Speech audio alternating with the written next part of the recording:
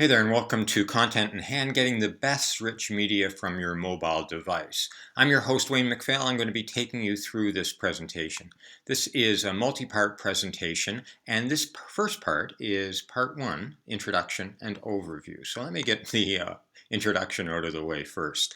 I've been doing rich media since the late 80s, actually, before the internet was around, and then into the 90s doing CD-ROM development, and then from then on the internet. And my background is journalism, so I've been really trying to find new ways to tell great stories, and certainly still pictures and audio and video from mobile devices are a great way to do that, and a very economical way to do that. So that's what this course is about, is giving you those skills to do that. So let's just go through what the course is going to be like. First up is going to be the overview, but we're also going to be diving into photos, and in the photo section of this course, we're going to be doing video too, of course, but in the photos part of this course, we're going to start looking at some practical tips about, how to hold the phone, how to take good pictures with it, or how to hold your tablet, and how to think about the best ways to use it in a very practical, hands-on kind of sense.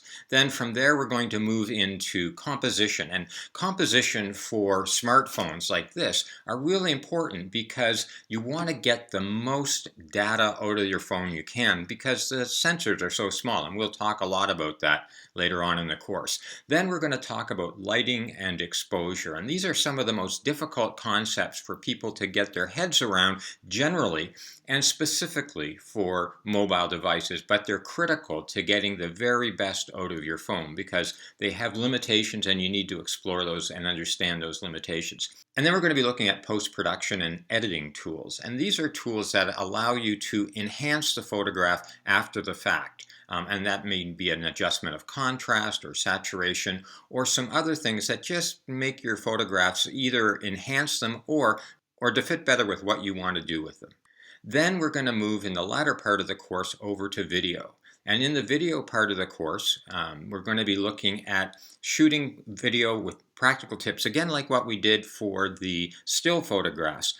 It's even more critical because there's moving parts, there's people in your scene, there's other things that are moving, and the camera itself is moving, to really understand how to keep your camera steady, how to think about how to move the camera when you have to, that kind of thing. And we'll look at different kinds of ways to keep your camera steady. Then we're going to move into video hardware and software. And again, this is a difficult thing for people who are used to using their smartphones as point and shoot cameras, as opposed to actually real professional tools for capturing still pictures and, in this case, video. So we're going to take a look at the hardware you can use and the software you can use to make that easier.